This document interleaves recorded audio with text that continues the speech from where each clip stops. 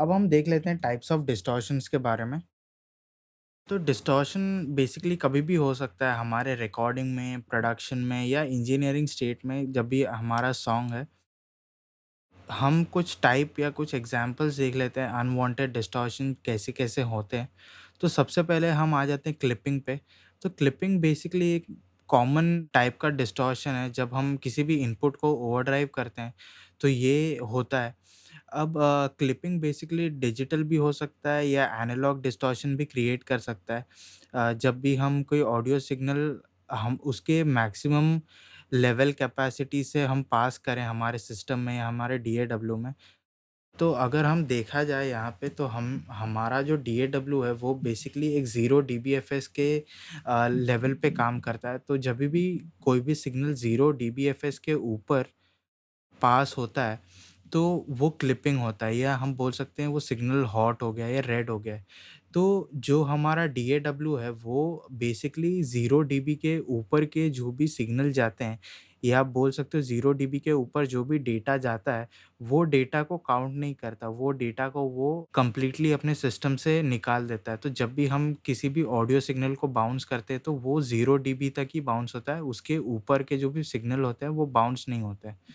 तो इससे होता ये है कि जब भी हम बाउंस करते हैं तो 0 डीबी पे ही बाउंस होता है जिससे 0 डीबी के ऊपर के सिग्नल्स क्लिप हो जाते हैं ऑटोमैटिकली।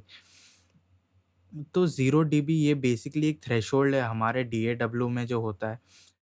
ये एक न एक्चुअल में एक थ्रेशोल्ड जैसा काम नहीं करता पर इनडायरेक्टली अगर हम देखे जाए तो ये एक थ्रेशोल्ड ही होता है जो सिग्नल को क्लिप कर देता है। अब डिजिटल डिस्टॉर्शन जब होता है तब हम मैक्सिमम वैल्यू जो है हमारी वॉल्यूम की वो हम पास करते हैं हमारे डीएडब्ल्यू से जैसे मैंने बताया।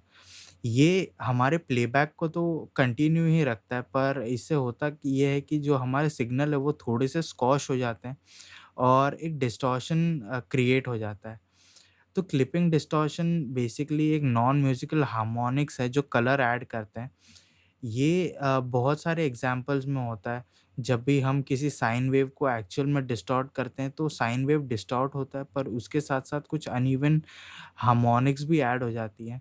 ये हार्मोनिक्स हमारे पर्सीव्ड लाउडनेस को बढ़ाती हैं। जिससे जो हमारा पीक लेवल है हमारे डॉ में जैसे कि 0 डीबीएफएस है, ये चेंज नहीं होता पर अगर हम सुनेंगे इसे ध्यान से तो हमारा जो ओवरऑल पर्सीव्ड लाउडनेस है या जो ओवरऑल प्लेबैक आउटपुट है वो हमें ज़्यादा लगेगा। फिर हम आ जाते हैं ट्रंकेशन डिस्टॉर्शंस के बारे में। तो ये बेसिकली तब होता है जब हम हमारे बिट्स को या हमारे रेंडरिंग को जब हम ड्रॉप करते हैं। बेसिकली हम जब 16 बिट्स पे रेंडर करते हैं या 24 बिट तो नॉर्मल होता है, अभी 32 बिट फ्लोटिंग आ गया है। तो जब भी हम 16 बिट्स या ऐसे लोअर पे इसे रेंडर करते हैं, तो ये एक डिस्टॉर्शन लेवल क्रिएट करता है हमारे सिग्नल में। तो इसे बेसिकली ट्रंकेशन डिस्टॉर्शन कहते हैं। फिर हम आ जाते हैं हमारे इम्पीडेंस मिसमैचिंग पे। ये बेसिकली तब होता है जब हम इलेक्ट्रिकल इम्पीडेंस को ओवरलोड करते हैं। जैसे कि हमारा गिटार हो गया या माइक्स हो गए, जब भी हम उन्हें कनेक्ट करते हैं हमारे ऑडियो इंटरफ़ेस में, जब हम रिकॉर्ड करते हैं या कोई भी चीज़ ऐसी होती है, तो अगर हम रिकॉर्डिंग के टाइम पे ही वहाँ पे हमारे सिग्नल पे एक पीक आ जाता है या सिग्नल हमारा हॉट हो जाता है, तो वो सिग्नल जो है हमारे गिटार का या हमारे माइक का, ये वैसे ही डिस्टॉर्टेड ही रिकॉर्ड होते हैं। तो इनमें इन्हें हम कोई चेंज नहीं कर सकते, इन्हें हम सिर्फ़ एक केयर कर सकते हैं कि हम सेफ रिकॉर्डिंग वाली जो टेक्नीक है वो अप्लाई करें। जैसे कि जब भी हम गिटार्स या वोकल्स रिकॉर्ड कर रहे हैं या माइक से किसी भी चीज़ को रिकॉर्ड कर रहे हैं, तो हम लोअर इनपुट पे उसे रिकॉर्ड करें। जिससे हमारा जो इनपुट है वो एकदम कम आए। बाद में तो क्या है हम उस इनपुट को मैनुअली हमारे डीएडब्ल्यू में भी बढ़ा सकते हैं। पर अगर हम बढ़ी हुई सिग्नल को जो डिस्टॉर्टेड सिग्नल है उसे हम रिकॉर्ड करते हैं, तो उसे बाद में रिस्टोर करना बहुत ही एक डिफ़िकल्ट टास्क है या नेक्स्ट टू इम्पॉसिबल टास्क है, क्योंकि जो टोन है या जो साउंड हमने रिकॉर्ड की है हमारे ऑडियो इंटरफ़ेस से, वो ऑलरेडी डिस्टॉर्टेड है, उसे हम क्योर नहीं कर सकते। तो ये बेसिकली कुछ टाइप्स हैं हमारे डिस्टॉर्शन के।